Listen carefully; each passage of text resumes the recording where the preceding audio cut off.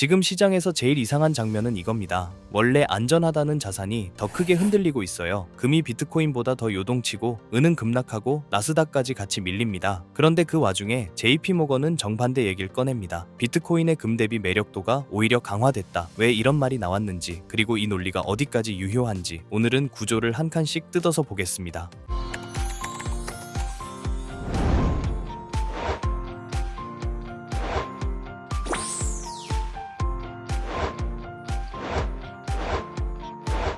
JP모건 퀀트 전략가 니콜라우스 파니기르조글루는 작년 10월 이후를 기준으로 두 가지가 동시에 벌어졌다고 봅니다. 첫째, 금이 비트코인 대비 크게 초과 성과를 냈다. 둘째, 그런데 금의 변동성이 급격히 올라갔다. 즉, 금이 이겼다와 금이 불안해졌다가 같이 온 겁니다. 이 조합이 만들어낸 결론은 이겁니다. 가격만 보면 금이 이겼는데 위험 조정, 그러니까 변동성까지 감안하면 비트코인의 상대 매력이 좋아졌다는 주장입니다. 한마디로 금이 너무 흔들리기 시작해서 상대적으로 비트코인이 덜 위험해 보이기 시작했다. 이게 오늘 얘기의 출발점입니다. JP모건은 최근 몇 주를 광범위한 리스크 자산 약세 구간으로 봤습니다. 금은 같은 대체 해지 수단도 조정을 받았고 암호화폐는 더 직접적으로 흔들렸죠. 그러니까 코인만 맞은 장이 아니라 리스크 한도 자체를 줄이는 장이라는 해석입니다. 여기에 심리를 더 악화시킨 사건으로 솔라나 생태계의 스텝 파이낸스 해킹이 거론됩니다. 보도 기준으로 약 2,600만 달러 규모의 피해가 언급됐죠. 이런 이벤트는 큰 이유가 아니라도 약한 장에선 공포를 정당화하는 핑계가 됩니다.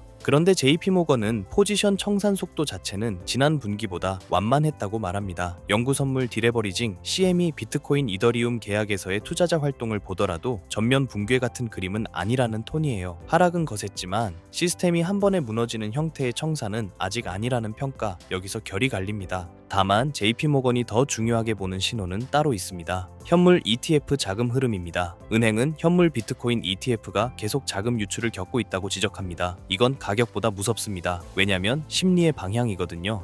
JP모건의 해석은 이렇게 이어집니다. ETF 유출은 기관만의 문제가 아니라 기관과 개인 모두의 부정적 심리가 넓게 퍼졌다는 신호일 수 있다. 즉, 시장 전체의 기분이 싣고 있다는 뜻입니다. 그리고 스테이블 코인 규모 축소가 이어지고 있지만 JP모건은 이걸 대규모 이탈로 단정하진 않습니다. 오히려 전체 시총이 줄어든 것에 대한 자연스럽고 다소 지연된 반응일 가능성이 높다고 봅니다. 여기서 메시지는 하나예요. 스테이블이 줄었다는 다 도망갔다로 바로 번역하지 말자. 이제 JP모건이 던지는 가격 프레임이 나옵니다. 비트코인이 추정 생산 비용 87,000달러 아래로 내려왔다. 여기서 생산 비용은 역사적으로 부드러운 하한처럼 작동해온 구간이라는 설명이 붙습니다. 물론 이건 철벽 지지선이 아닙니다. 다만 심리가 나쁜데 가격은 과거 기준으로 너무 아래라는 논리를 만들기 좋은 숫자죠. 그래서 JP모건의 핵심 주장은 지금 당장 오른다가 아닙니다. 장기 위험 보상 구조가 좋아졌다로 이동합니다. 즉, 당이 방향을 맞추는 말이 아니라 상대적인 게임을 하는 말이에요.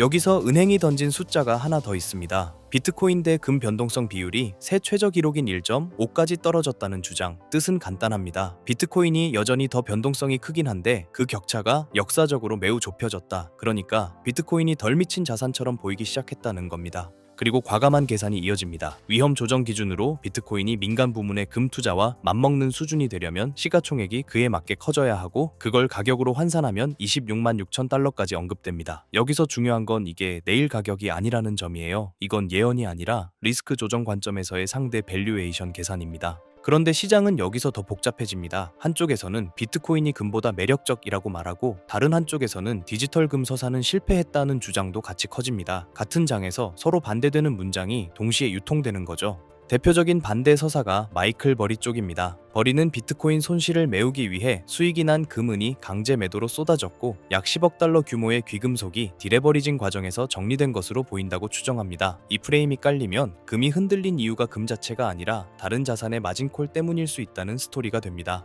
그리고 더 강한 문장이 붙습니다. 비트코인이 안전자산이라는 주장, 금의 대체제라는 분석은 실패했다. 여기서 핵심은 버리가 맞냐 틀리냐가 아닙니다. 이런 말이 퍼지는 순간 디지털 금이라는 내러티브는 심리적 비용이 생깁니다. 여기에 자극적인 데이터가 덧칠됩니다. 일부 보도에선 금의 변동성이 비트코인을 넘어섰고 2008년 금융위기 이후 처음이라는 표현까지 나옵니다.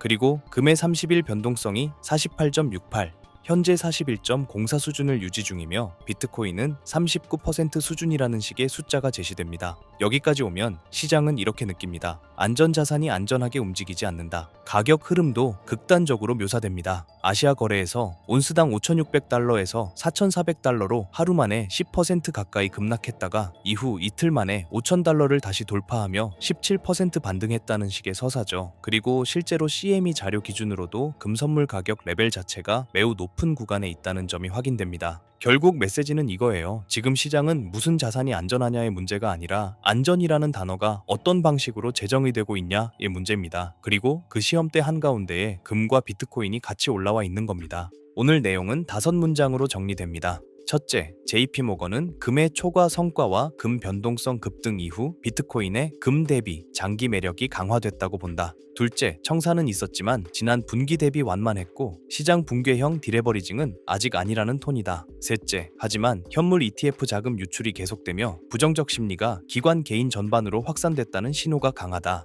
넷째, 비트코인이 87,000달러 생산비 추정치 아래로 내려온 점을 과도한 하락의 근거로 해석하는 시각이 있다. 다섯째, 동시에 버리처럼 디지털 금 서사 실패를 주장하며 금은 강제 청산과 추가 하락 리스크를 경고하는 반대 서사도 커지고 있다. 다음 관전 포인트는 3가지입니다. 첫 번째, 현물 ETF 자금 흐름이 멈추는지 아니면 더 커지는지. 두 번째, 금 변동성이 계속 비정상적으로 높게 유지되는지. 세 번째, 비트코인이 생산비 아래 구간에서 바닥을 다지는지 아니면 그 논리 자체가 깨지는지.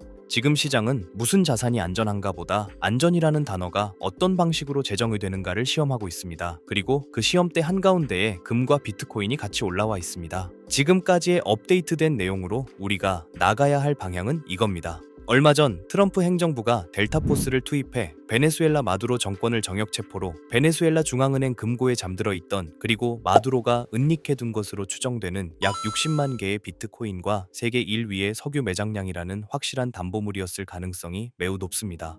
그린란드도 마찬가지입니다. 단순한 얼음 땅이 아닌 AI와 양자 컴퓨터 시대의 필수적인 히토류 그리고 데이터 센터를 시켜줄 천연 냉각 시스템이라는 에너지 인프라를 확보하기 위한 보석입니다.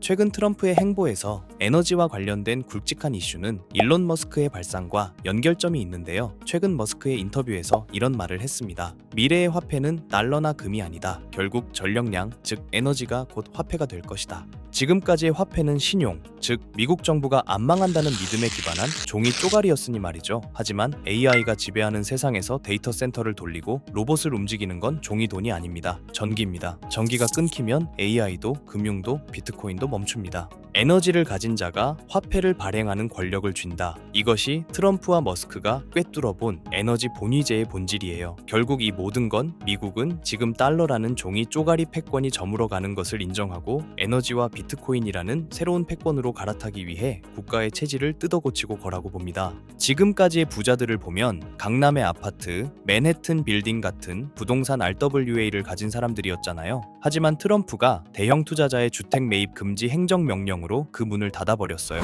그렇다면 앞으로의 부자는 누가 될까요?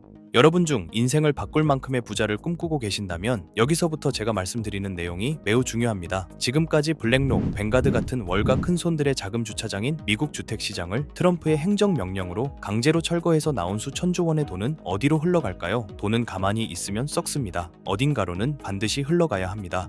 부동산만큼 덩어리가 크면서도 아직 저평가된 새로운 그릇이 필요해진 시점에서 미 의회에서는 클래리티 액트에 대한 마크업 심사가 예정되어 있다는 소식입니다. 한쪽에서는 행정명령으로 구시대의 자산인 실물 부동산 매입을 막아버리고 다른 한쪽에서는 법안을 통해 신시대의 자산인 디지털 자산 시장의 문을 열었어요. 그 때문에 지금 말씀드리고 있는 에너지 인프라 RWA를 선점한 사람이 다음 세대의 부자가 될 가능성이 매우 높습니다. 머스크는 방향을 가리키고요. 트럼프는 판을 깔았습니다. 건물들이 아니라 에너지를 팔아 부동산에서 돈을 빼라. 이 메시지의 월가의 움직임을 보면 가설은 더욱 힘을 얻습니다. 최대 자산 운용사 블랙록의 레리 핑크가 바보라서 가만히 있을까요? 아닙니다. 그들은 이미 DTCC, 미국의 탁결 재원과 손잡고 조용히 파이프라인을 깔고 있었을 겁니다. 최근 DTC가 발표한 스마트 나비 프로젝트와 캔톤 네트워크 테스트.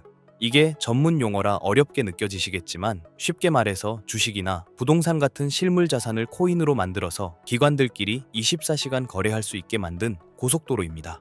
이제 감이 오시죠? 결국 트럼프가 그린 큰 그림은 이겁니다. 부동산이라는 아날로그에서 돈을 빼라는 건 우리가 깔아놓은 RWA라는 디지털 고속도로 그 위로 그 돈을 태워라. 여기서 상식적으로 생각해보세요. 블랙록이나 JP 모건 같은 월가 하이에나들이 자신들의 이 경원짜리 자금 흐름을 누구나 지갑 주소만 알면 실시간으로 다 들여다볼 수 있는 퍼블릭 블록체인 위에서 굴리고 싶어 할까요?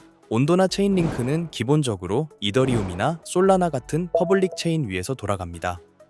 블랙록이 지금 1조 원어치 샀네 하고 전 세계가 다 볼 수 있다는 뜻입니다.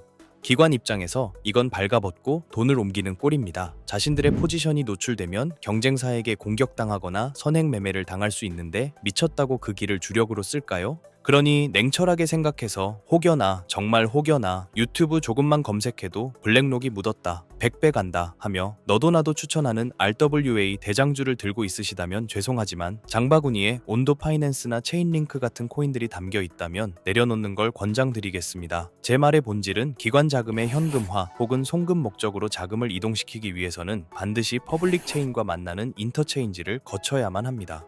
즉, 기관의 프라이빗 장부와 우리가 쓰는 퍼블릭 블록체인을 기술적으로 그리고 법적으로 연결해주는 유일한 연결고리. 그러면서도 머스크가 강조한 에너지 데이터까지 처리할 수 있는 미들웨어 코인. 이걸 이야기 드리는 건데요. 티커 세 글자를 딱 찍어드리면 속이 시원하시겠죠? 하지만 저는 리딩방이 아닙니다. 여러분께 고기를 잡는 그물을 드릴 거고 기관들의 비밀 문서와 머스크의 발언을 종합했을 때 이 히든 코인은 반드시 다음 세 가지 조건을 충족해야만 할 것입니다. 첫 번째 조건, 기관의 자금은 캔톤 네트워크라는 자기들만의 지하 벙커에 숨어 있습니다. 모건 스탠리가 비트코인, 이더리움 다음으로 솔라나 신탁을 준비하고 있죠. 이게 무슨 신호일까요? 기관들이 캔톤 네트워크 지하에서 굴리던 자산을 밖으로 빼낼 때 가장 선호하는 출구가 바로 솔라나 생태계가 될 가능성이 높다는 뜻입니다. 즉, 여러분이 찾아야 할 코인은 이더리움 계열의 느려 터진 구형 모델이 아니라 기관들의 고속 거래를 감당할 수 있는 솔라나 기반의 인프라 안에 숨어 있을 확률이 매우 높습니다. 두 번째 조건, 머스크의 영수증이어야 합니다. 이게 진짜 핵심입니다. 머스크는 화폐는 전력이라고 했습니다. 그렇다면 미래의 RWA는 빌딩을 쪼개는 게 아닙니다. 발전소에서 생산된 전력, 데이터 센터의 컴퓨팅 파워. 이 무형의 에너지를 실시간으로 블록체인에 기록하고 토큰으로 바꿔주는 기술. 전문 용어로 디핀, 즉 탈중앙화 물리 인프라라고 하죠. 단순히 금융만 연결하는 게 아니라 에너지 데이터를 처리할 수 있는 오라클 기능이 탑재되어 있어야 합니다. 세 번째 조건, 규제 준수 딱지가 붙어 있는가입니다. 클래리티 액트, 이름부터가 명확성입니다. 익명성 뒤에 숨어서 자금 세탁이나 하는 코인들은 퇴출될 위험이 큽니다. 반대로 디지털 신원 인증 기능이 내장되어 있어서 이 돈은 마약 자금이 아니라 삼성전자가 보낸 돈입니다. 라고 꼬리표를 붙여줄 수 있는 화이트리스트 코인. 기관들은 오직 이런 코인만 파트너로 인정할 것입니다.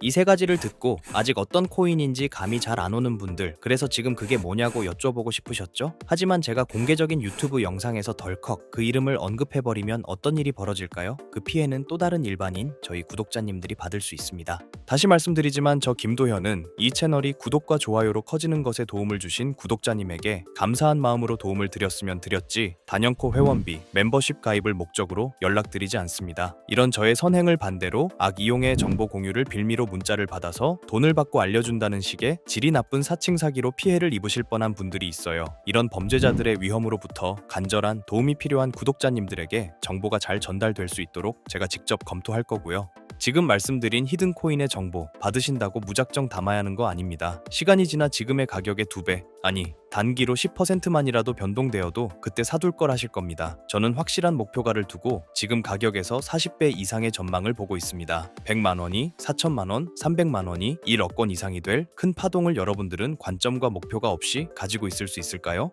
제 개인 번호입니다. 이 번호로 전기라고 보내주시길 바랍니다. 제가 꼼꼼히 확인 후 한 분씩 놓치지 않고 꼭 공유드리도록 하겠습니다. 물론 투자의 최종 판단과 책임은 여러분 각자의 몫입니다. 알려드린다고 강제적으로 진행하라는 뜻이 절대 아니란 거예요. 세상에 무조건 오르는 코인은 없으니까요. 하지만 남들보다 한 발 앞서서 제가 분석한 기관과 캔톤 네트워크의 연결고리에 대한 구체적인 근거와 관점을 미리 참고해보고 싶으신 분들이라면 이야기가 다릅니다. 정말 진지하게 공부하고 대응하실 의지가 있는 구독자분들에게만 공유해드리고 싶습니다.